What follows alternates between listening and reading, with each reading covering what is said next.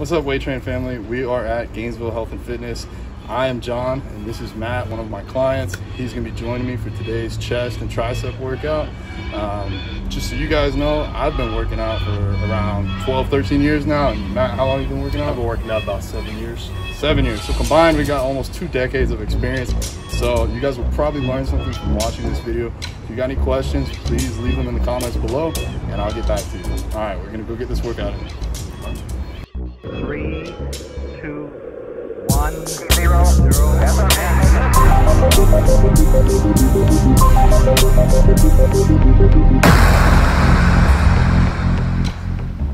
What's up, W8TRAIN family? All right, so we are going to head inside the gym and get this chest and tricep workout kicked off. So what you see here, I'm setting up the camera to show you. I'm going to do some banded warm-ups. I typically do this for every day that involves any pushing movement. So any chest day, any shoulder day, I'll do these band, I guess kind of band front to back pulls just to open up my shoulders. I'll also, you can kind of see me here, do some rotator cuff work in between my warm-up sets. So Matt's going to warm up with a plate while I do some rotator cuff work, and then we're going to switch. I go and I warm up with a plate. And in between here, he likes to use the 10-pound plate and do some rotator cuff work with that. So I'm a big advocate of warming up. Definitely do as many warm-up sets as you need. I'm going to try and speed this up for you guys so it's not boring, but we do quite a few warm-up sets. So I did a plate. I was going to do a plate and a quarter here. And really, warming up serves 2 purposes. 1, it gets your body ready for the day. And 2, it gets your mind ready to go. So you could be feeling great, you could be warm, but mentally, if you're not there, that's a recipe for disaster. You really want to make sure that your mind is in the right spot. You're not thinking about the fight you just got into with your significant other. You're not thinking about your car payment. You want to be present. You want to be in the gym. It's a great way to relieve stress and get away from those things, but don't be thinking about those when you're underneath some serious weight. It's a really, really easy way to get injured if you're not focused. So I've noticed I've been sliding around on the bench a lot. I talked to some other power lifters that I've seen take our W8TRAIN Power Fusion dual layer resistance bands and wrap them around the bench, and so that's what I'm going to do here.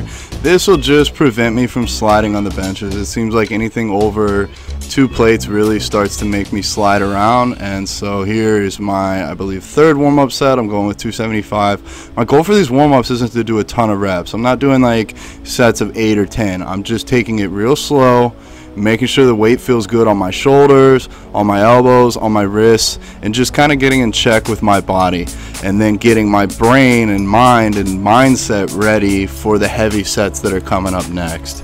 Today we are going to do 4 sets of 6 on the bench press with a timed 2-minute rest in between, so it's not a lot of rest. The first set might look like it moves easy, but by the time you get around to the 4th set, it gets really hard. I know I didn't even hit all my numbers today. I think I missed that 4th set by just 1 rep, but as of recording this, I've actually been able to hit all 4 sets of 6.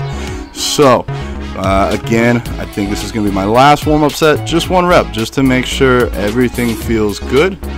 And now we're going to get into the workout. This is Matt's first working set, and he's going to go for 4 sets of 6. Matt is a very good bench presser. Look at his form. Look at how his feet are tucked up directly underneath his glutes.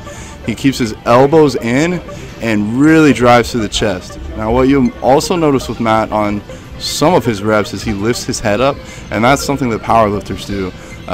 It just keeps the leverage right where it should be. There it is on that last rep, and it gives you a little extra drive. So here is going to be my first set. Now you really want to focus on keeping a tight core during any of the main movements. So I'm really focusing not so much on my chest here. It might seem counterintuitive. I'm focusing on keeping my stomach, midsection, legs as tight as possible. If I can keep those things tight, the weight just moves. As soon as you let out a breath too early, or you lose tightness for some other reason, you lose focus, that's usually when you run out of gas. So here's Matt's next set. A little bit of a different angle. You can see how his elbows sit right underneath his wrists. He's not using too close of a grip. He's not using too wide of a grip. He's pressing straight up and down. That angle is really important, the angle between your wrists and your elbows, because like I was saying, if you're pressing straight up and down, you're going to get a lot more power than if you're pressing up and in or up and out. So again, you can watch me set up here. My wrists are going to be directly above my elbows. Keep my core tight and try and explode out of the bottom. I am wearing elbow sleeves, and it's not due to elbow pain. This is actually a preventative measure. I was doing some product testing to bring these as our next newest product to the W8TRAIN line, and I wanted to see how they felt. I really wasn't intending on adding anything else to what I already use, but they kept everything feeling so good. I occasionally get some elbow pain, but it's usually something I feel like I can work through. But these really help me feel tight in my elbows as well as warm. And even if I take a longer break in between one exercise to another, they seem to do a really good job of keeping my elbows warm and protected. That was Matt's first set. It really looked like a warm-up. I told him he needed to go up in weight. And here I am on my first set. These are one of the best exercises for building your upper chest and really your chest in general. If you only flat bench, you're leaving a lot on the table as far as the muscle that you can make and the strength that you can gain. So I highly recommend doing some sort of incline press. I prefer incline dumbbells just because it seems to be better on my shoulders. Now here's Matt. He went up on this set. I think this is his first time doing this weight for these reps, and you'll notice he's trying to stay really tight in the bottom and explode out once the weight comes down. He's doing a pretty good job here. So again, do some dumbbell incline presses. Today we're doing 3 sets of 8 with again 2 minutes timed rest, and this is going to be our last sort of strength exercise for our chest today. And here is my final set.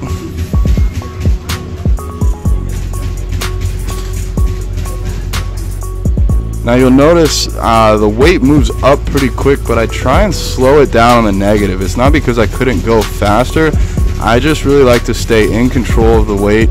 There's a quote I heard the other day: when you're weightlifting, you're either in the driver's seat or the passenger seat. I'd much rather be in the driver's seat and control what's going on instead of having the weight control me.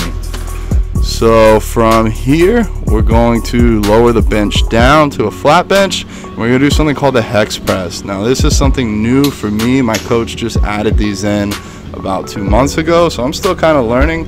But just like anything else, you want to keep your back tight, you want to keep your shoulders pressed into the mat, and use your chest to explode up.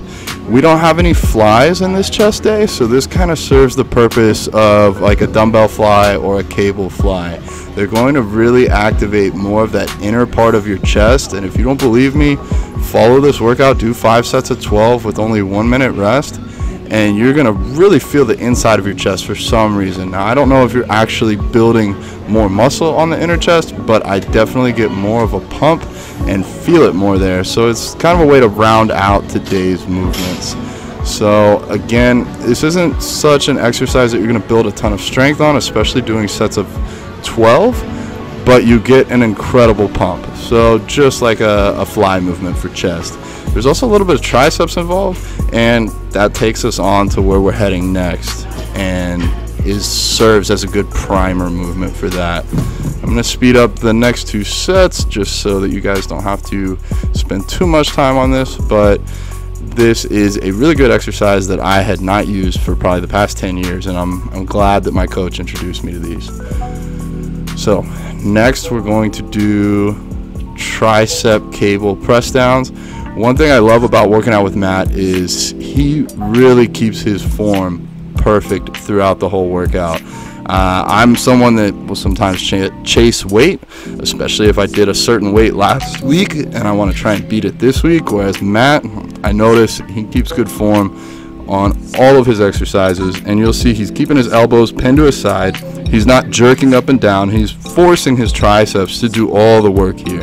And he's getting a pretty good explosive movement on the way down, and you'll see on the way up he goes pretty slow. So here is my attempt at these. Same thing, you want to stay tight. You don't want too much upper body movement. You really want to keep it in your triceps, and I try to go extra slow on the way up, and I really feel that. So just remember, you can get a little bit extra activation by squeezing your hands really tight and just driving down and then fighting that negative on the way back up.